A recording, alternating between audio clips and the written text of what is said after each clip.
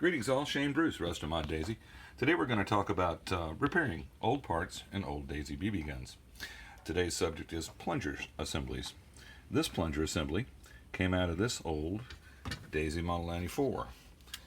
This gun is no longer in production. It's a Plymouth, Michigan gun, so parts for that gun are no longer available. When I pulled the plunger assembly, and this is what it looks like completely assembled with the spring, the shot tube, spacer, washer. This is what actually goes in the gun and makes the gun work. When I pulled the assembly, I discovered that one of the reasons I had for low power output and difficult cocking was that the legs of the plunger assembly had collapsed. They're supposed to look like that, nice and straight. But as you can see here, we've had some metal failure, some deformation, and as a result, the plunger doesn't work properly and the gun will not fire a BB nearly as fast as it should. Now the reason for the slot in the plunger assembly is so that the lever can fit up in here and retract the spring to arm the gun. That's why you have to have that slot. Alright? And for the slot to work properly, it needs to be straight.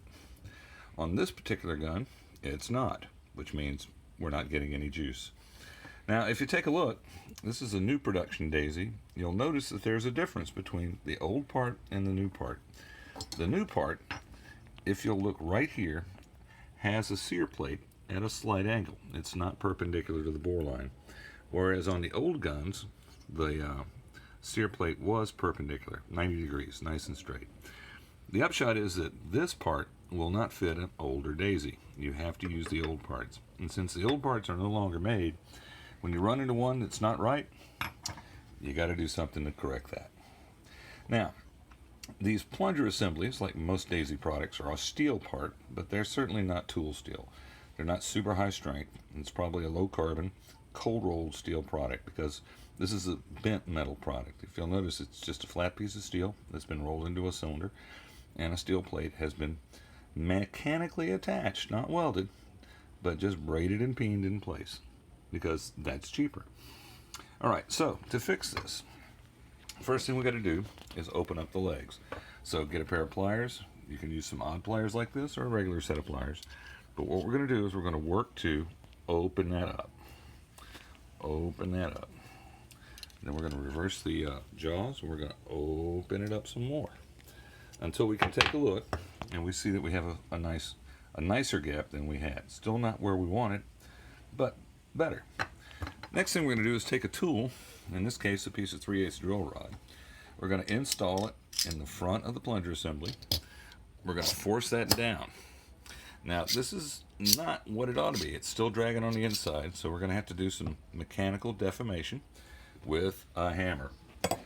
I like to use a piece of 1/4-inch steel plate for this work, but you can also use a vise or an anvil or anything else that you can secure the work to.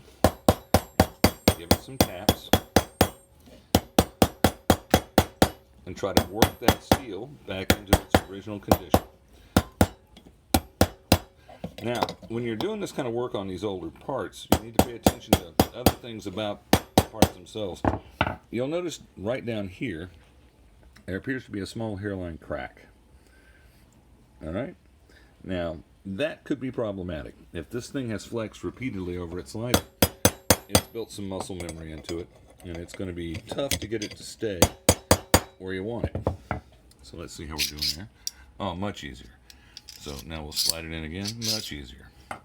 So now let's take an eyeball at it. I can see a couple of variations that probably need a little tweaking to get a little more clearance. So we're just going to muscle it there. We're going to muscle it there.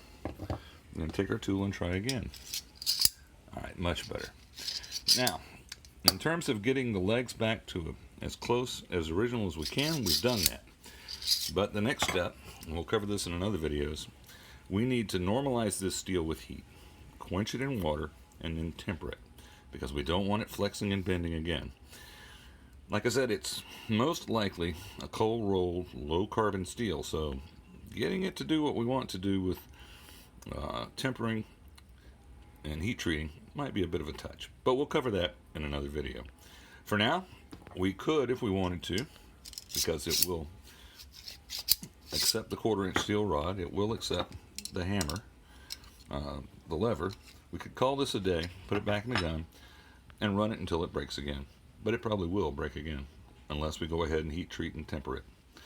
That's it for today. Shane Bruce, Restomod Daisy, talking about the intricacies of repairing old daisies using existing parts.